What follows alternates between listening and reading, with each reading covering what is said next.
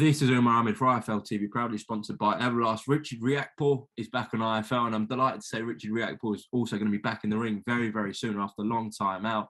October 2nd at Wembley Arena on Chris Eubank Jr.'s undercard, live on Sky Sports. Obviously, Richard, you signed with Boxer, you signed with Sky Sports. Just talk to me about it.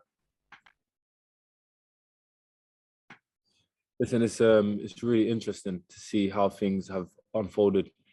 Their conduct as well, Boxer's conduct, and they're really trying to, get their market share of this game. And it's really interesting to kind of be a part of this kind of big launch. It's the beginning of something big, and I'm pretty excited, to be honest. I'm pretty excited. It's gonna be entertaining. Everybody's gonna be able to see and follow the progress of all the fighters on there, especially myself. And we all know the numbers that Sky Sports do, so it's gonna be really fruitful. I believe this journey is, and we're still planning for world domination. So we're working in the gym every single day and doing what we need to do. Yeah, Rich, of course, you're so used to it. You've done your whole career on Sky Sports through Matchroom shows. Obviously, Matchroom are now with Dazn. Why not continue that journey with Matchroom and fight on Dazn? Why have you chose Boxer and Sky? Yeah, to be honest, it was a difficult one. I got offers from everybody, and this deal that I received from Sky Sports, it was probably the most lucrative offer in comparison to all of the others. And obviously, I've been boxing, as you said, on Sky Sports for all of my career, most of my career, pretty much. As you know, I started from the small shows, had about 5 fights on there. And then we just went straight into Sky Sports, and they've been following. So it kind of made a lot of sense. And it took time. I have to be honest. I had a good think about it. But then it just seemed like a no-brainer. Sky are they're a broadcaster which they prefer to work with people that choose them. And I chose them, they chose me, I chose them, vice versa. So it was a perfect match. And they made a promise to me to put in a lot of effort in regards to promotion, cross-market promotion, opportunities, financial element, great. So I just thought, why not? And obviously, we know you were managed by Dylan White, no longer the case. Who is managing you at the moment, Rich? Self-managed now. Nice. Okay, is that something that you've always wanted to do?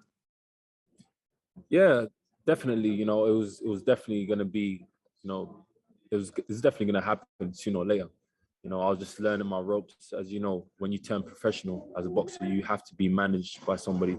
And then after a spell of like 3 years, depending on your contract, and if you win a title, that probably gets extended. That's when you can go self-managed, and that's what all of the great fighters do.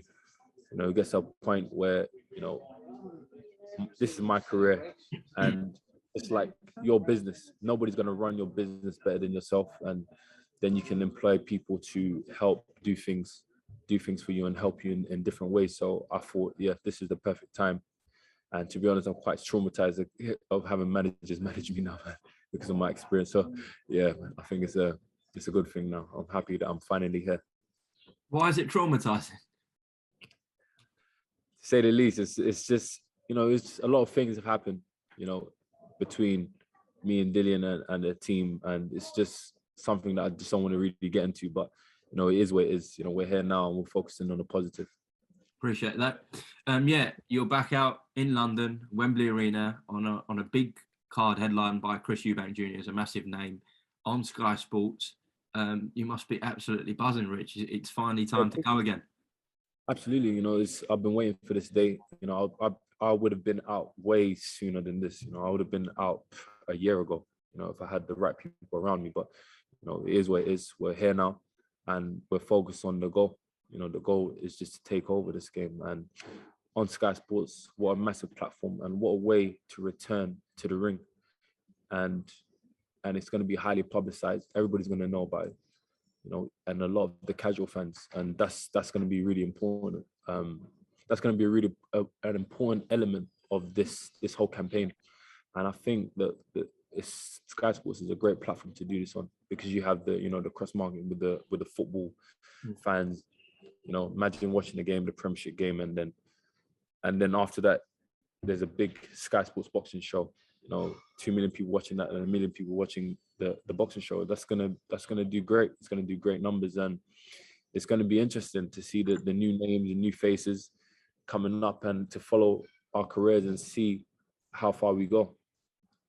Interesting that as well. Obviously, you were gathering some momentum on Sky with Matchroom, and your name was getting up, but they had so many fighters. Like, it was a huge stable. Now there's only a select few fighters on Sky Sports, so that attention's going to rocket up for you now. Yeah, absolutely. Pete, that's the thing. But I feel like I saw the benefits in that at the same time, because you want to kind of make your name and you want to be the fighter that stands out amongst the rest. And I could say I definitely did that. Just remember how many fighters were at Matchroom, how many cruiserweights. I beat 4 cruiserweights in the top 10. And people hardly do that. That's all of us was boxing on the same platform, and people made their names after fighting me. So it's a thing where I now have that attention that I need, and I got that full focus, to push me out there and to really fulfill my potential. And I believe I have what it takes to get there and be one of the greats in this game. So, I always needed that attention. I always needed that focus and that push to use me, because I see myself as quite valuable, a valuable commodity. So we're here now, and things should go really well. Well, October 2nd, you come back in an 8-rounder against an opponent who I'm not going to pronounce their name. You can have a go at that if you want. Christoph, I can't pronounce his last name, so I'm not going to bother. But yeah, that seems like a fight to get you back in the swing of things, of course. And then, is the target, Richard, still Lawrence Okoli one day? Listen, to be honest, the targets for me are the titles. I want the titles. I want all of the titles. So if you got a belt, then there's a target on your back. It's just that simple, and nobody's safe. And that's my message across to everybody. That's a big fight. That's a big fight. It has to happen. I'm always game, and I'm always ready for that opportunity if it does arrive or when it does arrive. So, we're just going to carry on doing what we're doing. Ideally, it will be great for us to do like a unification fight, in the future. That doesn't materialize sooner than and opportunities arise, then we just make it happen. But, he's not the focus. I don't have Cody living in my mind rent free.